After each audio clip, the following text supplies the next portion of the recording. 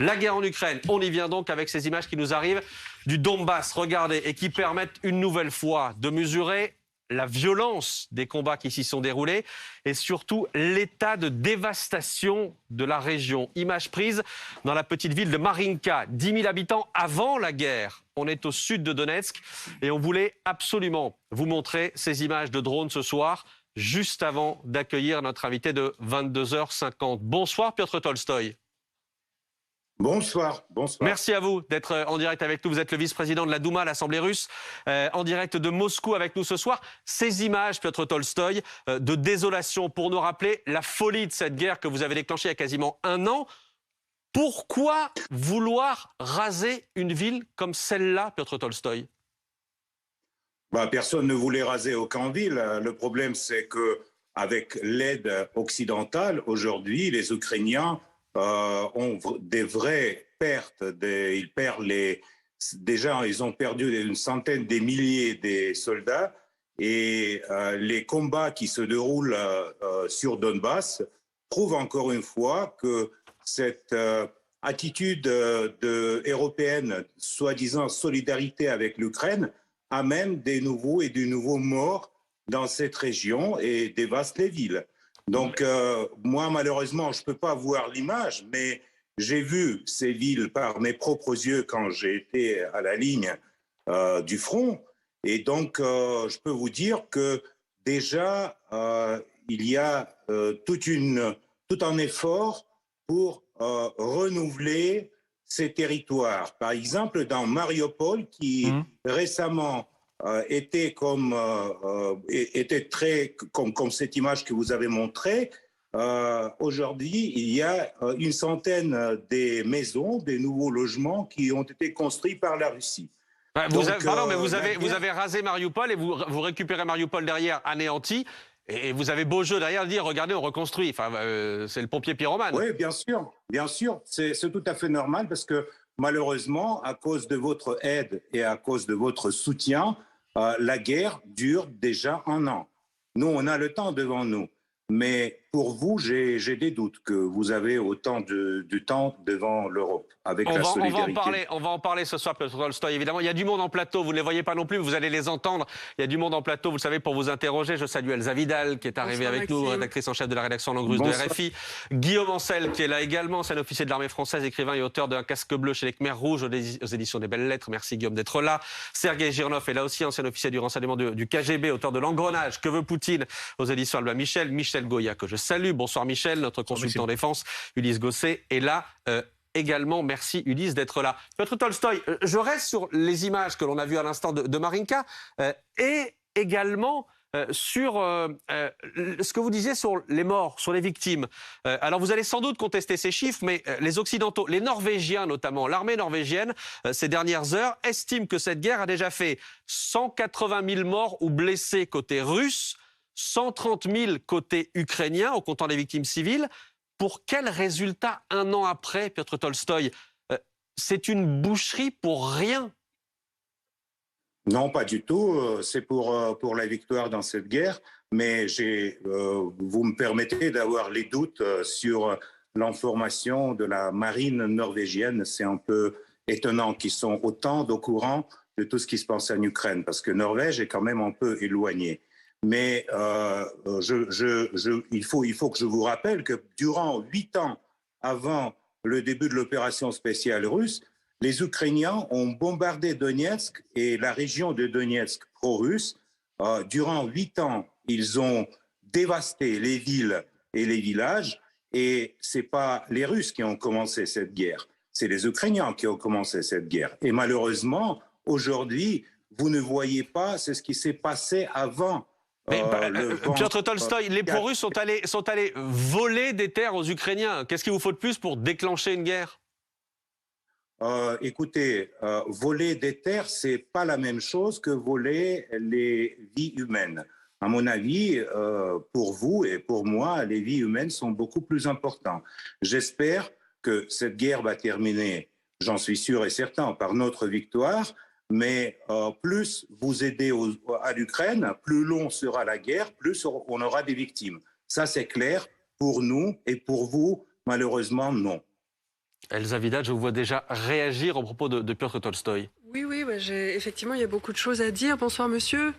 Bonsoir, Je voulais Elsa. revenir sur un propos que vous n'avez pas pu développer, qui était que ça allait être particulièrement difficile pour nous plutôt que pour la Russie. J'imagine que quand vous dites pour nous, vous pensez à l'Europe, ou est-ce que vous pensez spécifiquement à la France? Et en quoi pensez-vous que nous sommes en situation plus difficile que la Russie dans cette guerre? Vous savez, Elsa, c'est ce qui est pour nous était étonnant, c'est qu'après le coup d'État de 2014, nous avons pensé que l'Ukraine va européiser, va devenir plus un pays plus européen.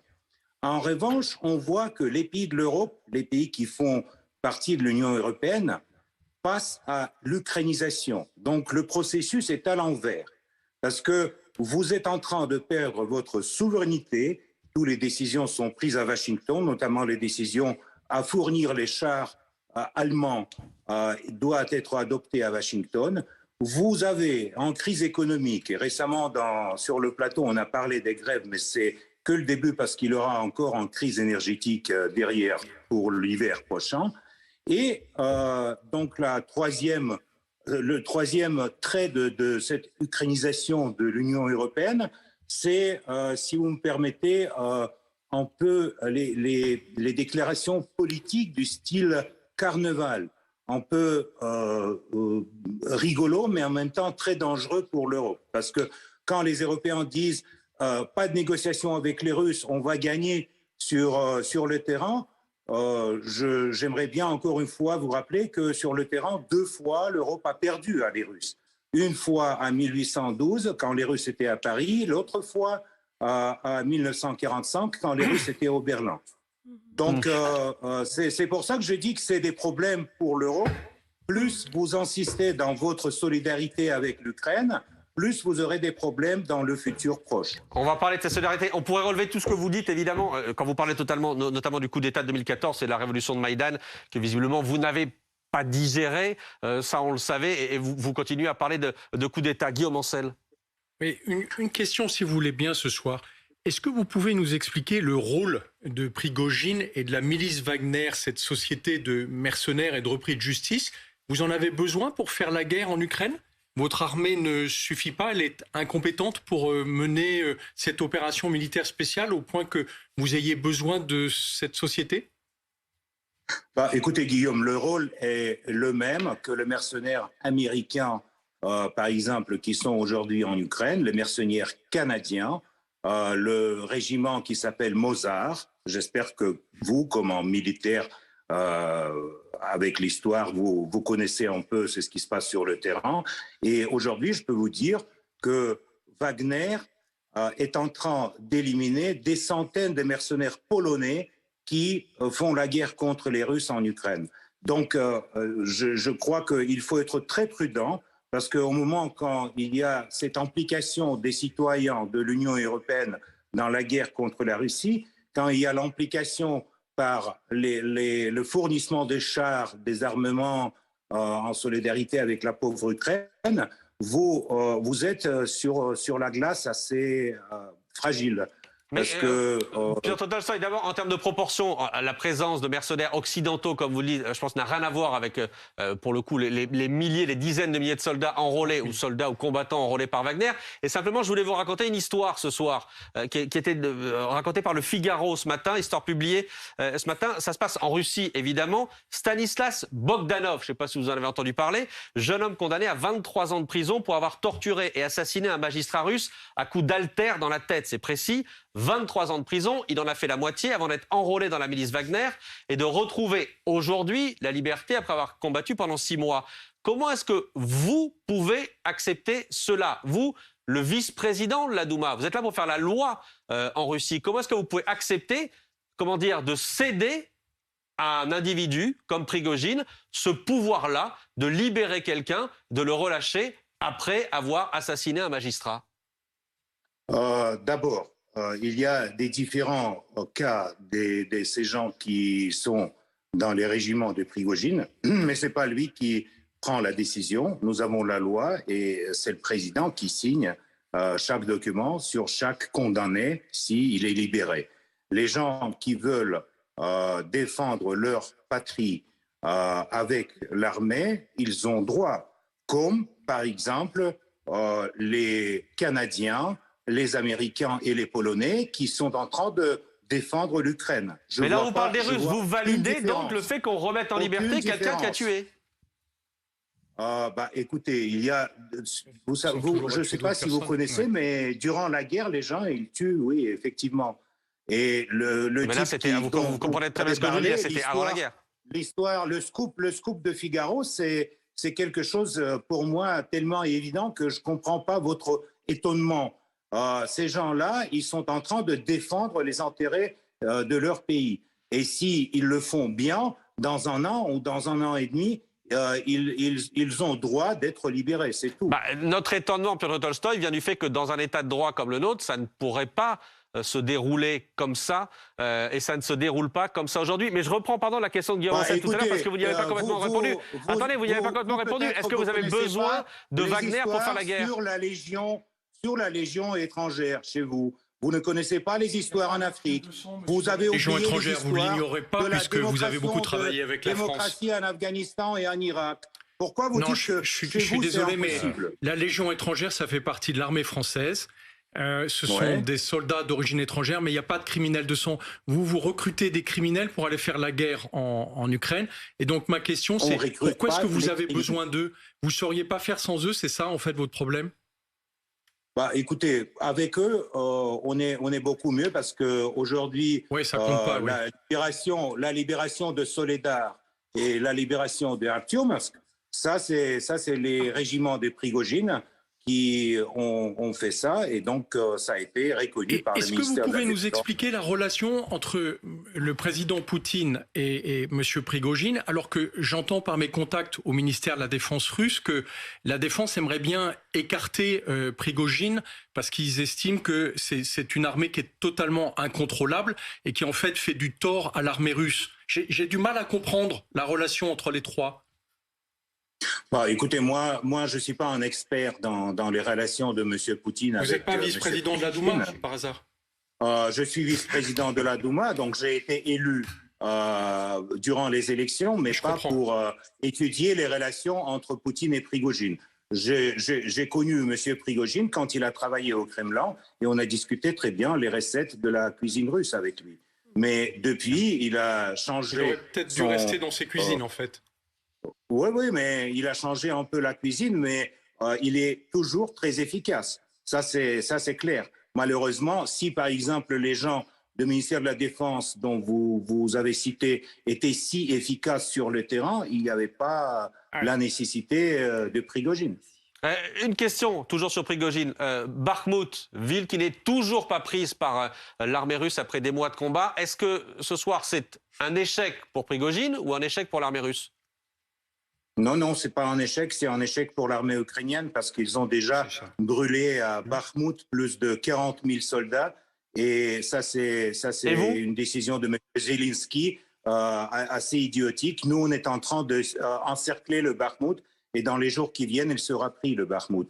Mais il faut quand même que vous compreniez que prendre une ville ou prendre un village ou reculer du Kherson ou revenir en Kherson ou prendre Dniepr, ça ne va pas terminer ce conflit. Ce conflit peut être terminé seulement par les négociations, dont vous, je veux dire pas vous personnellement, mais en grosso modo l'Occident, les États-Unis, les Britanniques, l'Union européenne, ne laissez pas aux Ukrainiens d'avoir les négociations avec les Russes. Vous dites non, c'est pas le temps. Il faut gagner sur le terrain. Alors, on verra bien où va s'arrêter l'armée russe. Mais les négociations, elles sont impossibles à partir du moment où vous dites il ne pourrait y avoir de négociations que quand les Ukrainiens accepteront nos conditions. C'est pas ça de négocier.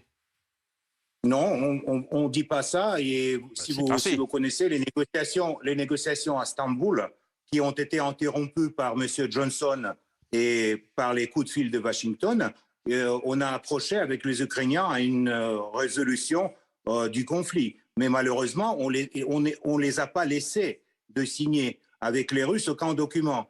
Et évidemment, les territoires qui sont contrôlés par la Russie ne vont jamais revenir en Ukraine. Ça, c'est clair.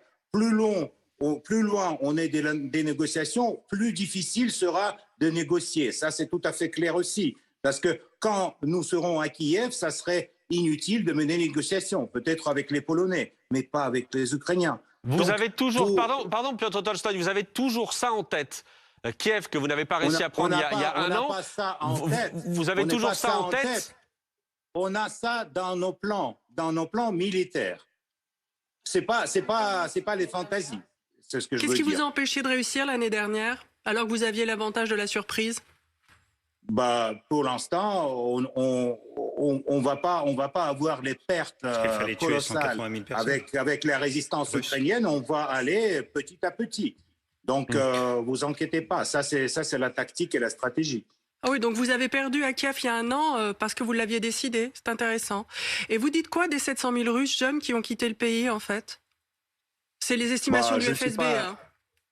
Je ne suis pas sûr dans ce chiffre-là parce que... Vous n'êtes pas sûr du FSB? FSB... Non, mais ce n'est pas FSB qui vous dit ça. Vous avez lu ça dans le journal. Malheureusement, c'est la qualité d'analyse, Elsa. 200 000, 300 000, 400 000. Mais ces gens-là, je peux vous dire, soit ils vont revenir en Russie et ils vont revenir en Russie en condition de participer dans la défense du pays, soit ils vont jamais revenir. Ça, c'est tout à fait clair. Et on va faire tout pour que les gens qui ont refusé leur service militaire en Russie, qui aujourd'hui se trouvent aux alentours dans Kazakhstan, Arménie, dans les pays voisins, qu'ils ne vont jamais prendre les postes importants ou un grand business dans la Russie de futur. Vous êtes en faveur de la saisie de leurs biens? Non. On peut saisir le bien seulement après le procès, après le jugement.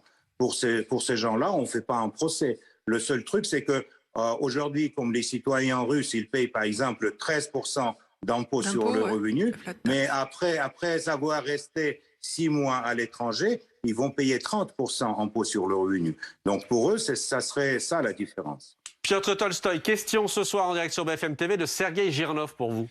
J'ai pas la question, mais c'est plutôt une remarque parce que bon, c'est vrai que Monsieur Tolstoï, on le connaît, donc il a une très très mauvaise foi manifeste quand il fait ses déclarations. On peut reprendre point par point ces déclarations. D'ailleurs, c'est extraordinaire parce que c'est une personne cultivée qui a travaillé pour la France, qui a étudié le français, qui est un journaliste qui a travaillé pour Le Monde, pour France Presse à Moscou, et donc qui a changé complètement de discours maintenant. Mais en fait, ce qui m'a extrêmement étonné aujourd'hui, c'est que M. Tolstoï a osé contredire le président russe.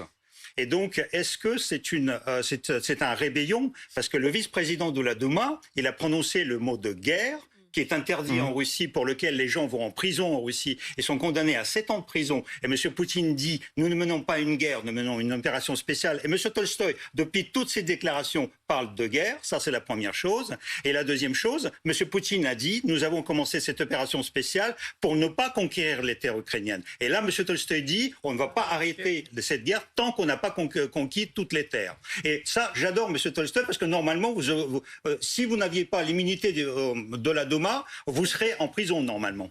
Votre réponse, Piotr Tolstoï. Monsieur Girnov, vous permettez que je vous réponde. Vous avez aussi retourné votre casquette en étant agent KGB. Aujourd'hui, vous êtes analyste sur la télé française. Mais je peux vous dire que l'opération spéciale militaire que vous appelez une guerre en Ukraine va se dérouler jusqu'à ce qu'on ne termine pas le processus de dénazification et démilitarisation de l'Ukraine. Par contre, les coups de l'aviation et des missiles russes sur le territoire de l'Ukraine, c'est dans le cadre de décommunisation. Parce que toutes les stations électriques ukrainiennes, tout le potentiel qui aujourd'hui travaille pour la guerre du côté ukrainien, c'est le potentiel créé par l'Union soviétique, donc par les communistes, monsieur Girnov. Mais monsieur Tolstoï, vous répondez pas, notamment, vous ne répondez pas, notamment sur ce que vous disiez, Sergueï, à l'instant, c'est-à-dire vous reconnaissez que c'est une guerre de territoire. Vous êtes là pour récupérer les territoires, ce que ne dit pas Vladimir Poutine. Non, pas du tout. Je ne dis pas que c'est une guerre de territoire. C'est une guerre pour assurer la sécurité de la Russie, qui a été ignorée par l'OTAN et les pays occidentaux depuis une vingtaine d'années. Et c'est une guerre pour démilitarisation de l'Ukraine, qui a reçu l'aide militaire de l'Occident et a commencé à recevoir juste après le coup d'État de 2014. Coup d'État parce que c'est votre ministre des Affaires étrangères, Laurent Fabius, a garanti à M. Yanukovych que ça n'aura pas lieu et du coup, un coup d'État a eu lieu. Donc, la Russie a garanti. La Russie a garanti en 1994, quand l'Ukraine a rendu ses armes nucléaires à la Russie a garanti sa sécurité et sa souveraineté territoriale. Et d'ailleurs, vous savez très bien, M. Tolstoï, que vous avez violé la Charte des Nations Unies, que vous êtes condamné par la communauté internationale, par les Nations Unies et par le Parlement. Et la dernière question pour vous, M. Tolstoï. Vous savez que le Parlement européen a voté déjà la décision de créer un tribunal international et j'aimerais avec beaucoup de plaisir, vous voir sur le banc de ce tribunal. Pensez à Nuremberg. Pensez à Nuremberg, M. Tolstoï. Pensez à Nuremberg, M. Tolstoï. On s'en fout de votre tribunal. On s'en fout royalement. Vous considérez que vous ne serez jamais jugé pour ce qui est en train d'être fait en Ukraine? Peut-être vous allez demander une nouvelle Yalta à les Russes. Mais vous n'avez aucun droit de juger les Russes après tout ce que vous avez commis dans l'histoire de votre pays. Vous n'avez aucun droit de juger les Russes après avoir applaudi à des bombardements de Yougoslavie, après avoir vu la fuite des forces pro-américaines de l'Afghanistan récemment qui couraient derrière l'avion. Ça sera le sort de M. Zelensky et toute sa bande. Ils vont courir derrière l'avion vers la Pologne. Et donc, ne rêvez pas sur le procès sur les Russes. Ça, jamais aura lieu, je vous garantis. Göring disait la même chose en 1945. Et Ulysse Gosset vous répond ce soir. Ulysse Gosset. Oui, vous avez fait référence à Napoléon et à la Seconde Guerre mondiale, mais plus proche de nous, il y a eu cette guerre en Afghanistan qui a duré 10 ans. C'était également une intervention spéciale extérieure, une opération extérieure, qui a duré 10 ans, qui a fait à peu près 16 000 morts officiellement, sans doute plus, mais 16 000 morts et une cinquantaine de milliers de blessés. La guerre en Ukraine, cette opération spéciale, elle a duré 1 an et elle a déjà fait au moins 100 000 morts et blessés russes.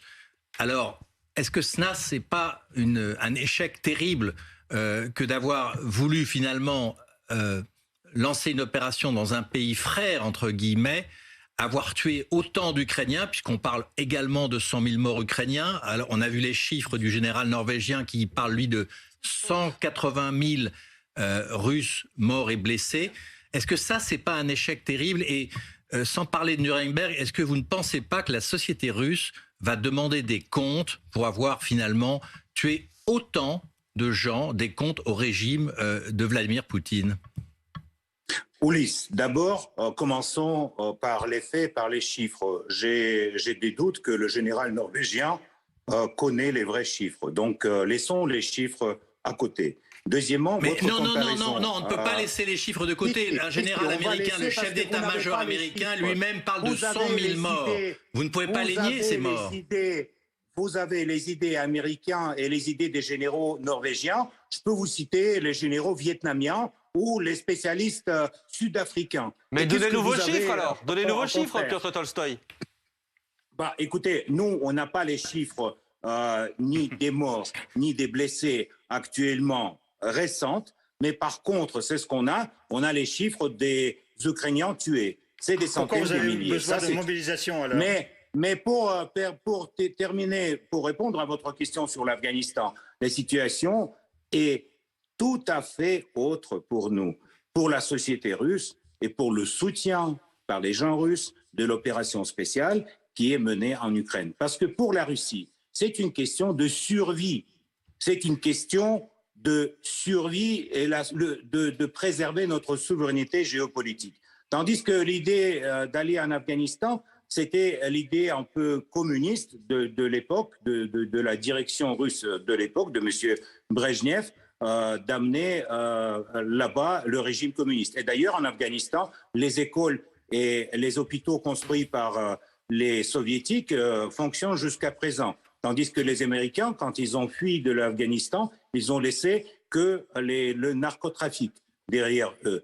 Non, Donc, mais là, votre idée ça, en c'est une Ukraine, mauvaise l'idée en comparaison. Ukraine de Poutine, c'est d'amener un régime pro-russe à Kiev qui remplacerait le régime de Zelensky. C'est ça l'idée. Donc, est-ce que vous ne trouvez pas quand même Non. que le parallèle est terrible? 10 ans de guerre, 16 000 morts. 1 an de guerre, 100 000 morts. C'est quand même terrible, d'autant plus qu'il s'agit d'un pays frère, si on vous comprend bien. Non, mais vous Ça ne vous choque pas? Vous commencez, écoutez, Rien ne de nouveau, vous commencez de me citer les idées de M. Poutine. Mais si vous connaissez si bien les idées de M. Poutine, alors pourquoi vous me demandez? Si Poutine pense comme ça, alors il va faire comme ça. Moi, je vous dis, c'est ce que pensent ici les gens qui vivent dans mon pays, qui vivent autour de moi, qui chaque jour amènent les enfants à l'école, qui achètent tout ce qu'il faut pour le front et qui envoient aux soldats russes l'aide, les babouchkas qui font les chaussettes pour les soldats. Je vous dis de ça. C'est ça la solidarité de société civile avec le moment historique qui passe aujourd'hui à nos frontières à sud-est. Mais vous croyez que c'est quelque chose qui est une idée de Poutine. Donc, vous avez cette espèce de appareil analytique un peu paranoïaque. Mais En non, mais général, vous dites qu'il faut les idées de dénazifier Poutine- et qu'il faut remplacer le régime. Donc je dis, vous voulez instaurer un régime pro-russe à Kiev. Mais Non, surtout, ma question, non. c'est Monsieur Tolstoï, est-ce que ce n'est pas quand même terriblement coûteux cette guerre pour les Russes? 100 000 morts, une mobilisation de 150 000 à 300 000 hommes, c'est terrible. Vous allez être marqué pendant une génération. La Russie va payer ce prix. Vous ne trouvez pas ça excessif et inadmissible au XXIe siècle de dépenser autant d'hommes, Non. d'argent et finalement de détruire à la fois l'Ukraine et une bonne partie de la Russie? Non, Ulysse. C'est le prix de notre future liberté et de notre souveraineté. Et ça, on ne peut pas mesurer dans la vie humaine ou dans les territoires. Ça, on mesure dans le futur du pays et de la nation.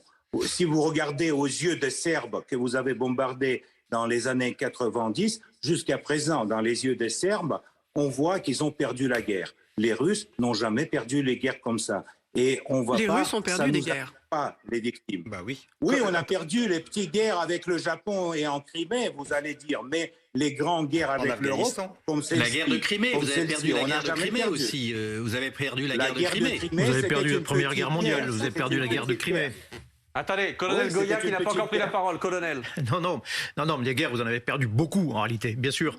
Et puis vous parliez de la Seconde Guerre mondiale, vous êtes arrivé jusqu'à Berlin. Je rappelle que vous avez été chassé finalement de Berlin. Les troupes soviétiques qui étaient à Berlin, que j'ai vues lorsque je suis passé, ont été chassés de Berlin, ont été chassés d'Europe de l'Est, ont été chassés des pays baltes par la volonté des peuples. C'était pas du tout une action de l'OTAN. Donc ça Si, vous si, dérange bien pas, non? sûr. Pardon? Bien sûr que en fait, le déclenchement de la pacte de Varsovie et toutes les promesses de l'Occident de ne pas élargir l'OTAN jusqu'à nos frontières, ça, c'était une mensonge occidentale, mais on les a vus déjà beaucoup, donc on a l'habitude. Et Maintenant, on va vous avez plus obtenu croire la à des- Finlande et la Suède. Maintenant, vous avez obtenu la Finlande et la Suède à cause de votre guerre. Dans Par l'OTAN. votre guerre, Je peux maintenant, vous il y a dire- deux pays je qui peux étaient vous dire- neutres et qui ne voulaient je pas peux vous rentrer dans dire l'OTAN. Maintenant, ils sérieusement sont dans l'OTAN. que Enfin, presque. les moustiques en Finlande sont pour nous. Ils sont pro-russes. Donc faites gaffe, s'il vous plaît. Ça, c'est très dangereux. Les moustiques en Finlande, c'est-à-dire? On n'a pas compris. C'est une métaphore. Parce que les moustiques, il y en a beaucoup en Finlande. alors Et ils sont tous pro-russes. Parce qu'ils ont la mémoire des moustiques. Parce qu'avant, c'était ça faisait partie de la Russie. Et les moustiques, ils ont la mémoire. Ah. Juste une dernière question. Attendez, j'ai une image, parce que vous parlez de survie de la Russie. Ouais. J'ai une image à vous montrer. Que se passe-t-il à Moscou et de quoi avez-vous peur? On a vu la semaine dernière apparaître sur un certain nombre de bâtiments dans la ville de Moscou, apparaître des systèmes, des batteries de défense anti-aérienne ces derniers jours, au moins dans 7 bâtiments, d'après les décomptes qui ont pu être faits par Dans le ministère de la Défense. dans le ministère de la Défense, absolument. Il y en a certains qui ont été placés notamment pas très loin de la résidence de Vladimir Poutine. De quoi avez-vous peur? Est-ce que ce sont les drones ukrainiens qui vous font peur? Il existe les drones ukrainiens. Les Oui, drones, à Engels, les oui. drones utilisés par l'armée ukrainienne. À Engels, oui. À 2 reprises, le 5 et le 25. Peut-être c'est de nouveau les moustiques de Finlande ou les mouches de l'Estonie qui nous font peur. C'est pour ça que vous déployez des batteries antiaériennes. On prend les mesures de précaution si jamais les Ukrainiens vont utiliser les armements américains à longue distance. Ça, évidemment, on prend les mesures pour protéger la population civile à Moscou. Qu'est-ce que vous étonne? Nous sommes en guerre et on va continuer cette guerre jusqu'à notre victoire. Donc, tous ces moyens-là, c'est tout à fait normal dans un pays qui, aujourd'hui, est en affrontement militaire. Donc, vous pensez que la guerre, parce que vous avez bien utilisé le mot guerre, la guerre va déborder, peut déborder encore plus sur le territoire russe? Non. Non, je pense pas. Oui, c'est vrai que c'est Pourquoi? Parce que vous venez de nous dire le contraire. J'ai pas peut-être compris votre question, mais... Non, mais parce que vous venez dire que vous vous protégiez éventuellement contre le fait que les Ukrainiens utilisent des armes américaines, occidentales, à longue portée contre le territoire russe. Donc c'est votre crainte aujourd'hui? Non, mais ça a été dès le début. Donc les forces antiaériennes étaient installées autour de Moscou et autour de toutes les grandes villes dès le début. Par exemple, dans la région de Belgorod, qui est sur le territoire russe, les Ukrainiens bombardent les villages régulièrement. Malheureusement, on a ce problème sur notre territoire depuis le début de l'opération militaire spéciale. Est-ce que vous êtes favorable, Monsieur Tolstoï, est-ce que vous êtes favorable au déclenchement d'une vaste offensive de printemps de la Russie pour reprendre les positions qui ont été prises par les Ukrainiens? Est-ce que c'est dans les plans qui sont en train d'être élaborés? Est-ce que ça serait pour vous quelque chose de nécessaire pour que la guerre soit gagnée par la Russie, comme vous dites?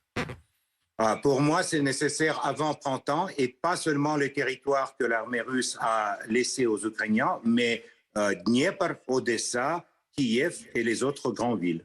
Donc, ce que nie M. Poutine. M. Poutine a affirmé que la Russie n'est pas venue en Ukraine pour gagner les territoires. M. Tolstoï, vous commettez encore une fois, vous contredisez votre président. Il a tout à fait raison. On n'a pas là pour gagner les territoires, mais pour gagner toute l'Ukraine et pour démilitariser et dénazifier l'Ukraine.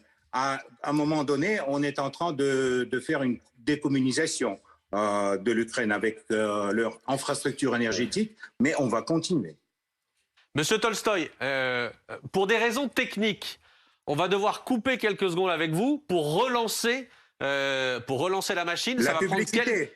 Non, il n'y a pas de pub. Il n'y a pas de pub. C'est vraiment un problème technique pour qu'on puisse continuer l'interview. Donc, il y en a vraiment pour 15 secondes. Ça va couper. On va revenir avec vous dans une quinzaine de secondes. On va faire ça maintenant. Voilà, il y a encore plein de sujets à aborder avec vous. On va entendre notamment Volodymyr Zelensky qui, ce soir, dénonce la déportation de 2000 Ukrainiens vers le territoire russe. 2 millions d'Ukrainiens vers le territoire russe. On a l'extrait ce soir de Volodymyr Zelensky. On a d'autres sujets, notamment savoir comment la Russie de Poutine et Tolstoï réagirait en cas de livraison par la France de chars Leclerc. Ça aussi, c'est un sujet important qu'il va falloir aborder. On est en train de reconnecter les fils, le fil rouge sur le fil rouge, le fil bleu avec le fil bleu.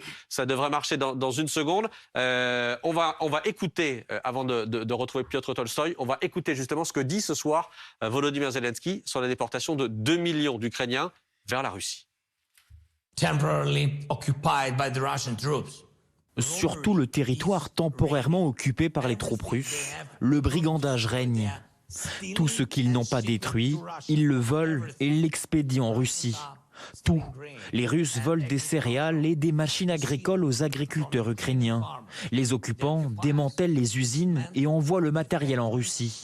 Des entrepôts, des magasins et des maisons sont pillés. Et ils kidnappent des gens. Ils voient les gens comme une ressource. Environ 2 millions d'Ukrainiens ont été emmenés de force en Russie. Ils ont été déportés. Elsa, c'est le chiffre le plus élevé Jamais reçu. jamais donné par les autorités ukrainiennes. Oui, c'est vrai. Mais c'est vrai que c'est aussi quelque chose de très présent dans l'inconscient et dans l'inconscient de cette région, pour une bonne raison, c'est qu'historiquement, les déportations, ça a été une manière d'intervenir sur le territoire ukrainien, une manière non pas russe mais soviétique, et notamment la Crimée qu'on aime beaucoup à dépeindre comme depuis toujours russe. Elle était essentiellement peuplée de Tatars qui ont été déportés, qui n'ont pu revenir que dans les années 80. Et après la déportation de ces Tatars, on a soviétisé la Crimée, ce qui voulait dire aussi la russiser.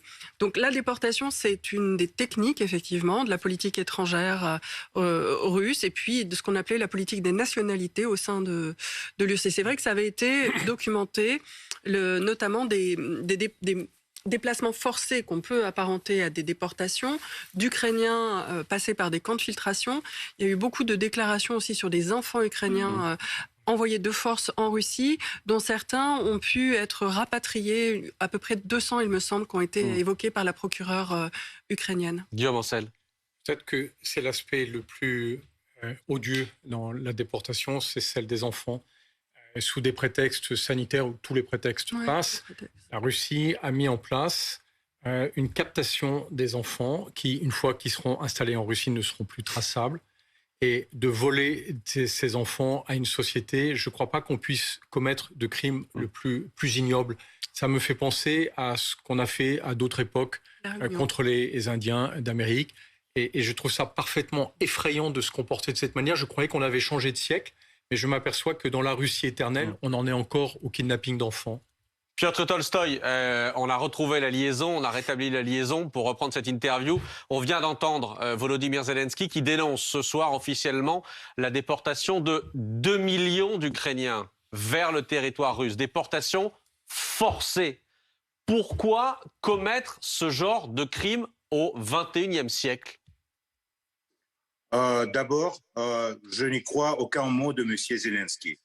Deuxièmement, si vous avez vu les chiffres des Ukrainiens qui ont quitté l'Ukraine durant la guerre, vous connaissez que 7 millions d'Ukrainiens sont partis en Europe et 2,5 millions d'Ukrainiens sont partis en Russie, notamment avec ses enfants. Évidemment, pour vous, dans ces narratives anti-russes, c'est facile d'accuser la Russie des crimes du Moyen-Âge. Mais la Russie ne vole pas les enfants. La Russie a organisé évacuation des enfants qui ont été sous les bombes ukrainiennes. Malheureusement, ça dure déjà un moment et les Ukrainiens cachent leurs chars et leur artillerie dans les quartiers où habitent les gens. Évidemment, après que l'armée russe libère ces villes, on organise l'évacuation des gens qui ont supporté le blocus ukrainien et les tirs et qui ont survécu durant cette guerre dans les villes. On les évacue dans des autres régions de Donetsk où ils seront en sécurité et ils seront Piotr pas Tolstoï, bombardés. vous parlez par de les chiffres. Vous contestez de chiffres. Il y a les chiffres, il y a les témoignages aussi qui s'amoncellent depuis des mois maintenant sur ces mères de famille qui ne revoient plus leurs enfants qui avaient été emmenés par exemple dans des camps de vacances et les enfants ont disparu. On a ces témoignages-là. Pas un, pas deux, il y en a des dizaines de témoignages comme cela ces derniers temps. On parle bien de déportation forcée. Non, malheureusement, c'est des mensonges et des trucs inventés par les journalistes pour diaboliser encore mon pays. Mais ça ne va pas passer parce que tous les enfants qui ont été envoyés dans les camps des vacances, par exemple du Kherson, une ville qui était sous le contrôle russe durant tout l'été, ils ont été évacués avec leurs parents. Et on a les témoignages, nous aussi, de notre côté. Mais malheureusement, votre démocratie et votre liberté de parole ne nous permet pas de vous présenter ces témoignages. Si vous avez remarqué, durant toute l'opération spéciale militaire, à partir du premier jour, la propagande officielle occidentale a refusé de donner la parole à des Russes. Et cette interview avec vous, c'est une rare possibilité de donner l'opinion russe à la télévision française. Piotr Tolstoï, on reçoit régulièrement, par exemple, Alexander Makogonov, depuis le début de la guerre, sur notre plateau, mais sur d'autres chaînes aussi. Vous parlez des médias occidentaux, je parle des médias français. Alexander Makogonov, votre représentant ici, en tout cas porte-parole de l'ambassade de Russie, est régulièrement interviewé. C'est la deuxième interview qu'on fait. La dernière, elle remonte à quelques mois. C'est la deuxième interview que l'on fait ensemble sur ce plateau. Vous avez aussi la parole. Le problème, c'est que cette parole, vous ne reconnaissez même pas les évidences. Pauline Simonet. Oui, moi j'allais vous demander si vous n'avez pas finalement déjà perdu cette guerre en quelque sorte. Parce qu'on s'approche de cet anniversaire d'1 an de la guerre. On pensait que vous, en tout cas vous pensiez remporter cette guerre en quelques semaines à peine. Et là, 1 an après, vous n'avez remporté quasiment aucune victoire, aucune grande ville. Est-ce que finalement vous ne considérez pas, si vous êtes honnête, que cette guerre, vous l'avez déjà perdue face aux Ukrainiens ? Non, Colline. Malgré qu'aujourd'hui, tout le bloc militaire d'OTAN participe dans cette guerre par l'armement, munitions, approvisionnement de l'armée ukrainienne, la Russie va gagner cette guerre. Et ce n'est pas 1 an, on a l'éternité devant nous. Donc, vous inquiétez pas. Tôt ou tard, on va gagner cette guerre et on va, avec vous, faire une analyse des bilans de tout ce qui s'est passé entre la Russie et l'Ukraine à partir des années 90 jusqu'au, par exemple, 2025. Colonel Goya. Oui. Que ferez-vous lorsque des pays occidentaux fourniront des chars de bataille à l'armée ukrainienne? Ce qui arrivera forcément. Monsieur le colonel, on va les brûler. Donc, vous savez bien, d'ailleurs, de l'histoire, que les chars allemands ont été déjà brûlés sur le territoire de l'Ukraine. On va le faire encore une fois. Comment réagirez-vous, au-delà de vouloir les brûler, si, par exemple, la France, pour préciser la question du colonel encore, si la France livre à l'Ukraine des chars français, des chars Leclerc? On a très, très peur. Vraiment, on est paniqué. Vous pouvez livrer aux totalités l'Union européenne avec les chars grecs. Vous pouvez livrer aux Ukrainiens 200 chars. Vous croyez que pour l'armée russe, c'est un problème de brûler 200 chars? Je peux vous donner un autre, peut-être, matériel pour l'analyse. Vous avez refusé le gaz russe. Aujourd'hui, vous êtes en train d'acheter le gaz américain 3 fois plus cher. Vous allez fournir vos chars aux Ukrainiens. Et récemment, vous allez acheter les chars américains, les Abrams, 3 fois plus cher. C'est ça la guerre, le prix de la guerre en Ukraine pour l'Europe. C'est votre choix. Personne ne vous empêche, mais on n'a pas peur de vos chars. Quand on voit les difficultés de l'armée russe depuis 1 an, alors que l'Ukraine n'a pas les chars occidentaux, on peut avoir des doutes sur ce que vous nous dites là, si les Occidentaux se mettent à livrer aussi des chars lourds à l'Ukraine. Mais vous pouvez avoir les doutes, de toutes les façons, c'est votre droit. On est dans les pays démocratiques. Je vous dis, c'est ce que ressentent les Russes par rapport la question de Monsieur Colonel, c'était ça. Qu'est-ce que vous allez faire avec les chars de l'OTAN qu'on va fournir en Ukraine? On va les brûler, comme tous les gens qui vont venir avec ces chars. Oui, parce que c'est clair que les Ukrainiens ne peuvent pas guider les chars Leclerc ou les chars Léopard. Attendez, vous attendez. Tous les spécialistes... Piotr Tolstoï, pour parler concrètement, vous vous attendez à ce que s'il y a des livraisons de chars occidentaux, il y ait à l'intérieur de ces chars des soldats occidentaux? Pour vous, les Ukrainiens ne pourront pas s'en servir? Mais bien sûr, parce que pour... je ne sais pas si peut-être vous pouvez demander, monsieur le colonel, pour avoir le service technique d'un char, il faut toute une équipe qui fait ce service après chaque bataille. Il faut avoir un opérateur qui est qualifié, qui connaît comment on peut guider ce char. Donc, vous ne pouvez pas, du coup, fournir les chars et imaginer que les Ukrainiens vont attaquer avec ces chars les Russes. Mais de toutes les façons, quoi que va se passer avec les chars, ils seront brûlés. Ça je peux vous garantir. Colonel Goya, sur ce point-là spécifiquement. Non mais, Monsieur Tolstoï, ça s'apprend. Hein. On a fourni des matériels d'artillerie également assez complexes. Ce sont les Ukrainiens qui les utilisent. Ce sera la même chose avec les chars de bataille que nous fournirons. Les Russes, d'ailleurs, la même chose. Ils fournissent les chars au monde entier. Et, oui. d'autres pays apprennent à utiliser les chars russes. Mais Piotr Tolstoï, on a l'impression finalement qu'il n'y a pas beaucoup de réaction du côté de la Russie. Est-ce que, après tout ce qu'on a vu, les armes qui ont été fournies les unes après les autres par les pays occidentaux, on a l'impression finalement que vous n'avez pas vraiment de moyen de réaction? On n'a pas peur des armes qui ont fournies par les Occidentaux parce que chaque jour, dans tous les bilans du ministère de la Défense, on a 2 systèmes artillerie français qui est éliminé. On a 3 systèmes HIMARS américaines qui sont bombardés. Donc, vous inquiétez pas, tout ça va se retrouver, je ne sais pas, en Turquie pour le métal très bientôt. Et on a bien compris, pardon, mais si, comme vous n'avez pas peur des armes occidentales, vous vous protégez en mettant des batteries de défense antiaérienne à Moscou. C'est pour ça que vous les mettez là. Guillaume Ancel. J'ai une question.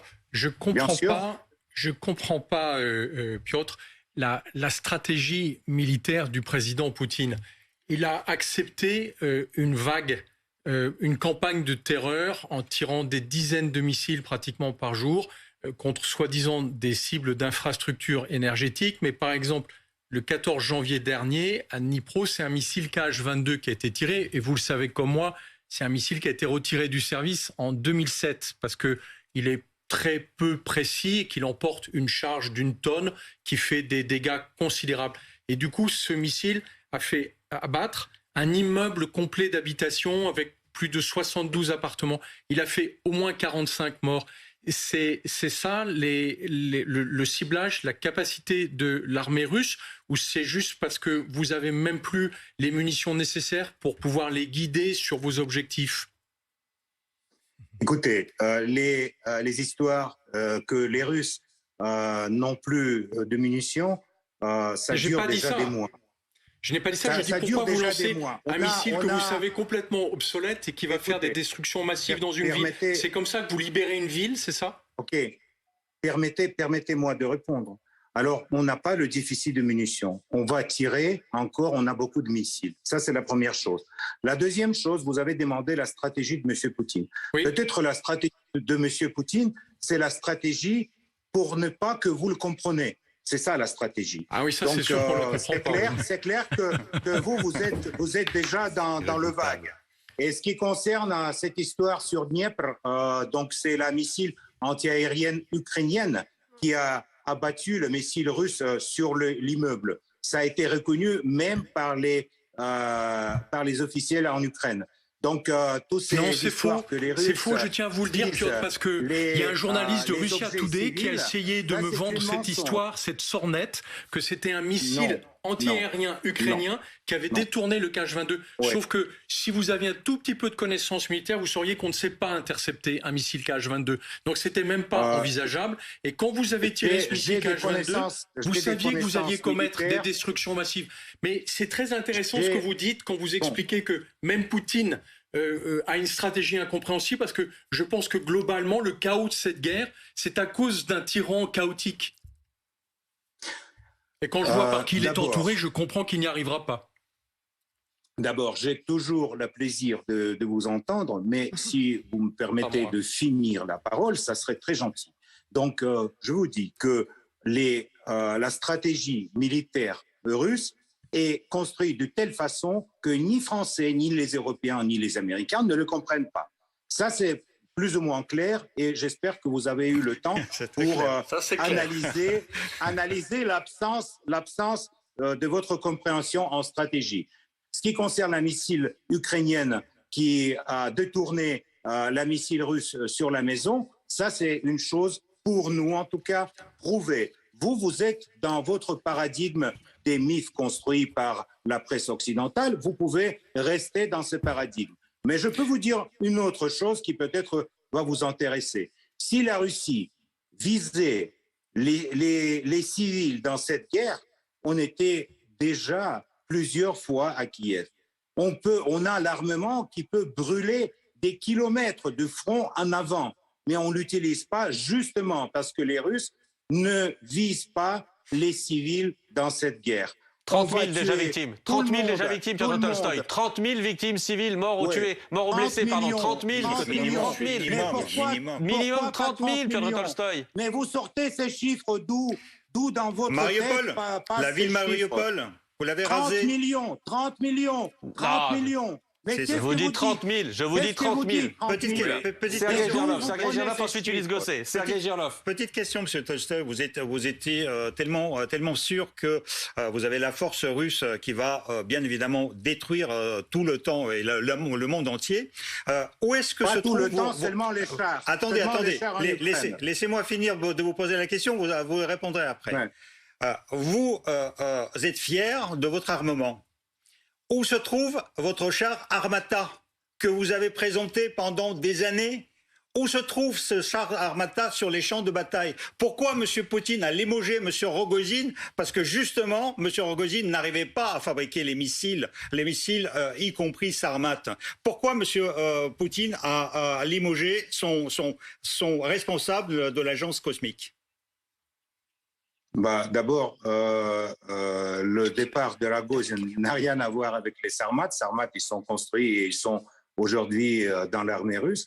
Deuxièmement, ce qui concerne les chars Armata, ils ont été remplacés par les chars T-90, et vous le connaissez bien, ça c'est les chars mieux que les chars américains Abrams. Mais je peux vous dire que évidemment, comme dans n'importe quel pays du monde, comme dans n'importe quel pays du monde, la Russie a des difficultés à avoir beaucoup d'armements en même temps. Mais comme vous peut-être déjà remarqué, on n'a pas ni le déficit du char, ni le déficit des missiles, ni le déficit des bons commandants sur le terrain dans l'armée. On a malheureusement beaucoup d'armements et beaucoup de munitions qui arrivent en Ukraine de l'Europe. Mais on va tôt ou tard en finir avec ça aussi. Parce que ça n'est pas fini. Et on a bien compris, c'est là déjà que ça n'était pas fini. On va finir avec d'abord les électrostations, après les ponts et les tunnels par lesquels vous êtes en train de fournir l'armement en Ukraine. Ça ne va pas tarder, mais étape par étape, on s'approche à notre but, à but de cette opération spéciale militaire. Donc, de quel pont et de quel tunnel vous parlez, Piotr Tolstoï? De quel tunnel? Le tunnel dans les montagnes de Carpates, où arrivent les trains de Pologne sur le territoire ukrainien. Ulysse Gosset. Vous connaissez. On a bien compris, Monsieur Tolstoï, que la guerre serait longue. La question que je me pose, c'est comment vous voyez la relation entre la France et la Russie. La France fournit des armes de plus en plus puissantes, l'Allemagne aussi, mais entre Paris et Moscou, est-ce que vous considérez aujourd'hui que la France est un pays ennemi, premièrement, et deuxièmement, est-ce que vous envisagez que cette guerre longue puisse déborder les frontières de l'Ukraine et qu'on entre dans un conflit avec la Pologne, avec l'Allemagne, avec la France? Est-ce qu'il y a un risque que cette guerre devienne une guerre en Europe et pas simplement aux frontières de l'Europe? Écoutez, quand vous me demandez si la France est un ennemi, la France mène contre mon pays une guerre économique déjà 8 ans, 9 ans. Et la France, comme vous avez reconnu, aujourd'hui fournit aux Ukrainiens les matériaux militaires. Donc bien sûr, la France, pour nous, c'est un ennemi. Comme d'ailleurs l'Allemagne, comme d'autres pays de l'Europe qui aujourd'hui participent à une guerre du côté ukrainien de façon militaire, qui aujourd'hui ne donne pas aux Ukrainiens la possibilité d'avoir les négociations avec les Russes et ne donne pas la possibilité de terminer la guerre. Donc c'est votre responsabilité, c'est pas la nôtre. Ce qui concerne le futur, vous demandez si, par exemple, cette guerre dure encore 2 ans, 3 ans, 5 ans, s'il ne va pas déborder le territoire ukrainien. On va voir, ça va dépendre de votre participation, de la participation des pays de l'Europe dans cette guerre. Vous allez maintenant donner les chars, après vous allez donner des avions, après vous avez envoyé légions étrangères ou je ne sais pas quoi. Donc, dès que les soldats étrangers seront sur le territoire de l'Ukraine, les soldats de l'OTAN, pour nous, ça serait, comme aiment dire les Américains, une ligne rouge. Donc, tout dépend de vous, en fait, dans cette guerre et dans le futur de cette guerre.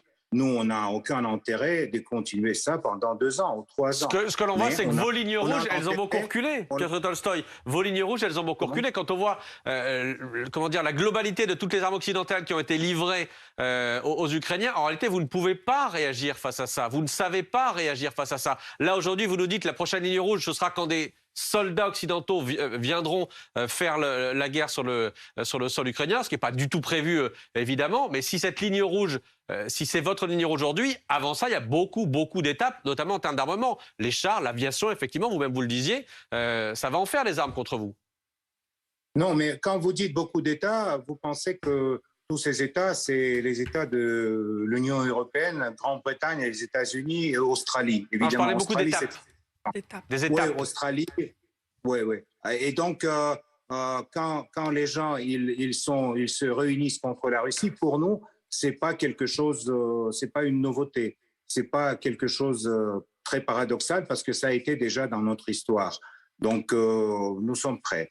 Quand vous dites que les chars c'est une ligne rouge, je vous ai dit, ils seront brûlés comme étaient à l'époque brûlés les chars allemands sur le territoire ukrainien. On va juste répéter l'histoire. Parce qu'en fait, les Ukrainiens, ils mettent les mêmes symboles sur les chars que mettaient les troupes d'Adolf Hitler.